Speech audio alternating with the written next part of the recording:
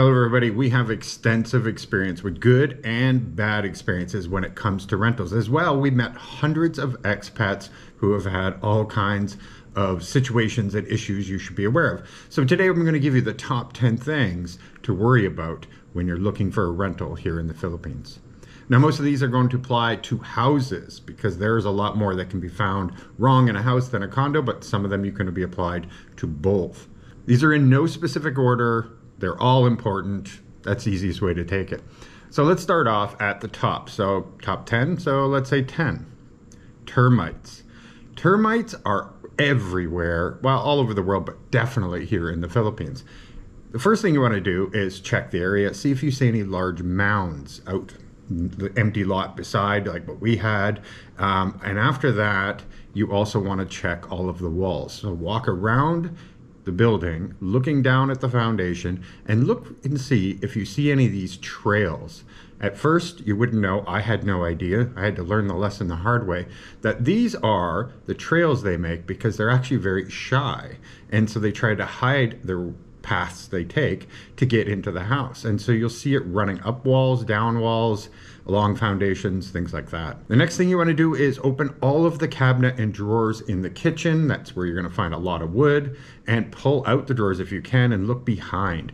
You're looking for the same kind of trails. They look like a sawdusty sliver that runs up the sides of the corners. And those are obvious signs of termites. And of course, it's going to be a little bit more obvious on exposed things like door frames, where you're going to be able to see that they've made a trail right up the side of it, and they're getting into one of the part of the doors, and then they're eating it from the inside out. Another thing we found, unfortunately, was they also get into any wood furniture. We had our own headboard being chewed on while we were sleeping, and you can hear them. They literally make lots of noise. And termites can be a problem all over the place because a lot of the ceilings here are all plywood ceilings, and they're all covered over or they're painted over, and so you don't even know it, but termites are eating from the inside out.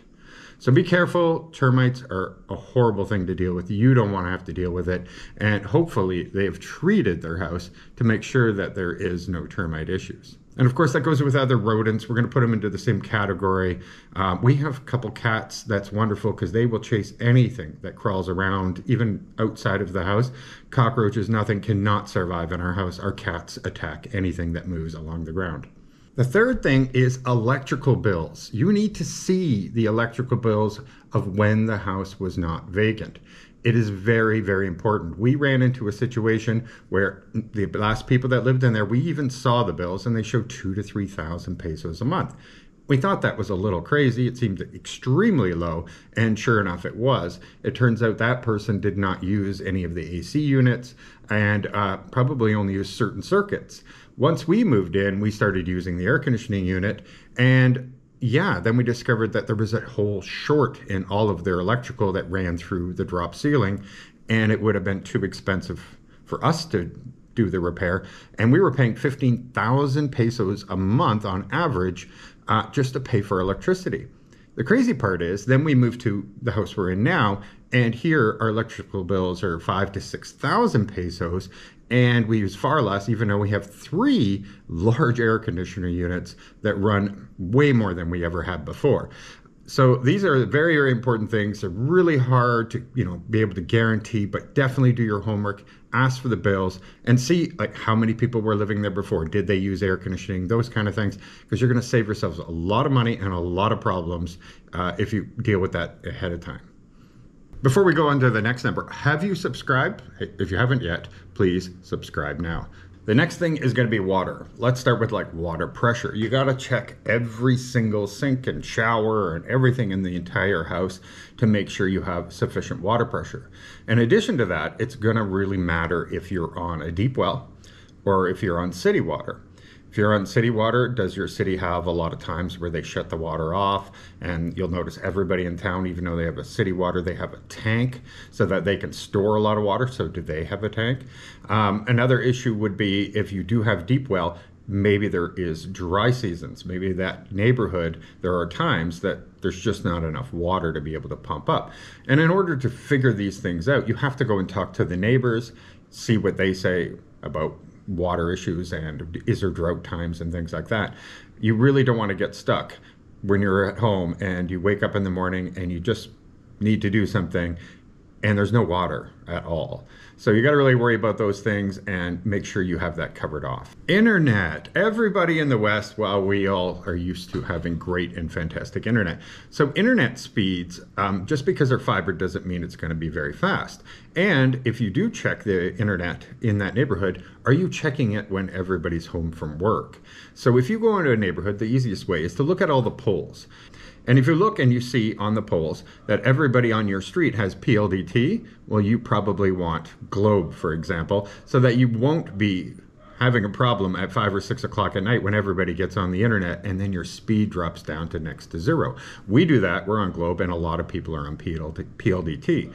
So you really got to look for those type of things. We get fantastic speed with Globe, but in your neighborhood it might be the opposite. Everybody might be on Globe. Another way to find out this before you go and agree to a rental contract is you can go to Globe and PLDT and you can give them the address and they will tell you what type of service and speeds are available for your neighborhood. And they'll also often, if you ask, tell you how many people on that street are already on the service that they provide. A thing we ran into was when we went and looked at furnished houses is that they said it came furnished. You even ask a few specifics like, so all of this is going to stay? Often it's just an agent or somebody that's representing them and they'll say, oh yes, everything is included. And then you move in that day and you see that there's a lot less furniture there. And then you get all the excuses, but now it's too late. They have your money and you're living in the place. So the most important thing is to make sure that everything is detailed out into your lease. If it's a full living room set, just say there's a couch, there's a love seat, table, have it all written in there so that these things don't go missing. We had literal entire rooms emptied out and they said, well, we told you some things are personal effects and we're going to take that with us.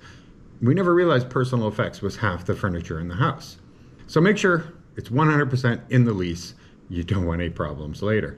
As well, very, very important is when they do sign a lease with you, often they will do a list to get you to initial that all of those items are there so that when you move out, all those items should still be there. Well, the list doesn't tell you the condition and the quality of the furniture. So make sure you video everything in detail and save that video so that when you do go to get your deposit on moving out, you have the condition also recorded so that they can't say, well, you damaged this or there was a burn on the couch that wasn't there before, that kind of thing, when there actually was.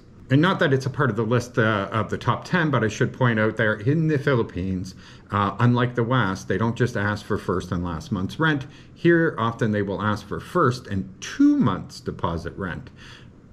I would say negotiate. We negotiated very hard. 99% say, nope, that's just the way it is. And if they will move, they'll do first and last and one deposit. But it is extremely hard to get just only first and last. And there is a rumor out there, or every expat has told me, that it's either extremely hard or you're never going to get your final deposit back. But I think there is a way out of this, and that is for the next number, we're going to say that you need to make sure that your lease is notarized and legalized. In order for it to be notarized, both people's identification need to be in the lease, photocopied and attached, and therefore you know you're dealing with the owner. You now have legal status for everything. You will be able to hopefully get your money back because you followed the entire law.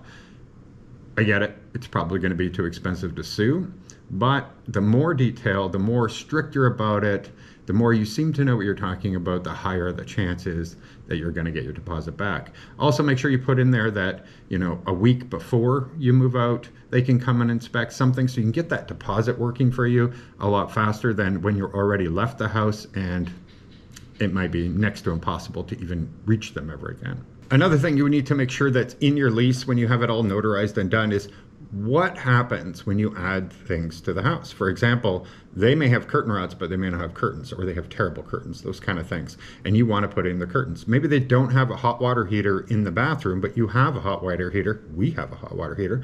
And you want to have it installed temporarily because it belongs to you. And then when you leave the lease, you plan to take it back with you. Well, in our lease, unfortunately, and we knew this unfortunately from the beginning, but we really liked the house, was that anything we add to the house belongs to the owner. We cannot take it back with us. So we've never put in our hot water heater. Luckily, it's very hot here, and the water is not cold. It's not a cold shower. It's a lukewarm shower. But we decided for the year, we're just going to put up without it, even though we have a relatively and pretty good and expensive hot water tank of our own. We're just living without it. So make sure you have all that written in there, because otherwise you might get screwed on it. You'll also find that they will put into the lease that they have the right, and they may, come and inspect even monthly. And so they'll come through the house and document things as they go. And if you add anything and they've come in and searched it and seen these things on there, you're really going to get stuck. Under the Philippines law, unlike back in Canada where they have to give written notice and all this stuff in order to enter your premises, they do not have that here. I would imagine that there should be something like that, but from what I've heard from experts, they do not have to give you 24-hour written notice to enter your premises for the reasons of inspection or to do modifications and those kind of things.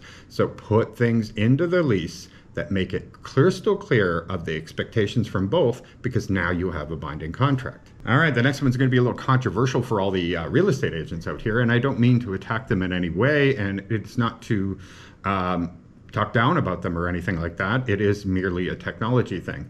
As you know, in the West, we have things called MLS, so multiple listing services, where it doesn't matter what agent you get, they have access to the same database of properties. Well, the agents here do not have that type of access. That doesn't exist here. And so they only know of the properties, well, that they have found or are contracted to. And so having just one agent sometimes really limits the amount of options they're going to be able to provide you and how many places that you can see. So unfortunately, you may need a lot of agents. The bulk of everything is listed on Facebook Marketplace, often by the owners, not by agents themselves. And usually the listings even say, no agents, please. So you're also going to be excluded from all of those. Essentially, prepare to do a lot of your own work here, and still can use the agents because they do have access to a lot of listings. But then also what we've done in the past when we couldn't find what we were looking for, especially on Boracay, we rented a driver there. And in that case, you have to use the electric e-trikes. There's no cars allowed. And we hired him for the day to just drive us up and down every single street, and we looked for rent signs. As well, the driver would jump out and help and talk to different people saying, do you guys know anything for rent in the area? Because there's a lot of people that will just post a sign for rent and not post it anywhere else. Nobody really knows about it. If you don't go down that road, you'll never know it's there. And sometimes that's where the best deals are available. So try something like that out. I think it'd be worth the investment. Plus, at the same time, you get to really know the whole area of the city or town that you're in. And it can be useful information later on. You know how close everything is, how far away they are. You can actually tell from the sides of buildings and fences and stuff like that where flooding might be taking place, because you can see a water line. There's a lot of stuff that can be gained by hiring a driver and just checking out the neighbors. Now, if you have your own car, you can do that too, but you don't have the advantage of maybe speaking the local language, getting out and just talking with people. Your driver might be able to do that for you. And if you drive yourself, you might miss out. And the last one we're going to talk about today is noise check. A lot of times you're going to look at the house during the day. In the middle of the day, everybody's at work and things are very, very quiet. You'll come back later on at night, maybe 5, 6, 7 o'clock, and all of a sudden everybody's home. Now you can hear the karaoke. Now you can hear the dogs barking everywhere because, well, there's other things that are causing a ruckus that are making them to start barking. Roosters are making noise, everything. You don't know what you're going to get until you listen to it at night. Didn't notice this at first, but we start to learn that really quick, that it is a beautifully quiet place during the day, but oh my goodness, does things change. We got very lucky in the one we're living in here now. There is next to no noise, except for when the dogs do get excited. The whole neighborhood, the dogs just all go crazy, and then they go quiet again. Otherwise, we don't have roosters. We don't have any karaoke. It's a very, very quiet neighborhood. We got very, very lucky. But we've had other rentals where that's not the case, and there's been a ton of noise at night, and there was nothing during the day. So that's a super important thing to worry about. And I think that's probably it for the top 10. You know, really have to cover yourself on all bases here. You probably should, at the back of your mind, think that there's a possibility you're going to get screwed out of your deposit. Then you probably at least won't go insane when you don't get it back. But of course, still fight in order to get that deposit at the end. We have been lucky in our first house. They gave us back our deposit, no problem. Second house, we lost 60,000 pesos, and we had all kinds of issues. And well, if you haven't seen those videos, it was a complete nightmare, that whole entire debacle. And now we are in another rental, but we still have another, I think, 7 months left here. But the house has been great. We really can't complain. Honestly, everything we need is pretty much here, and we know how bad it can be. So we're very, very grateful for the situation we have here. All right, guys. So I hope you enjoyed this. We have a lot of things related to moving to the Philippines, rentals, houses, and land for sale, and just all kinds of advice, insurance, you name it. So hopefully you enjoy it. Hopefully you are subscribed. So please click that subscribe button, and we'll see you all again very soon. Thank you very much. Bye-bye.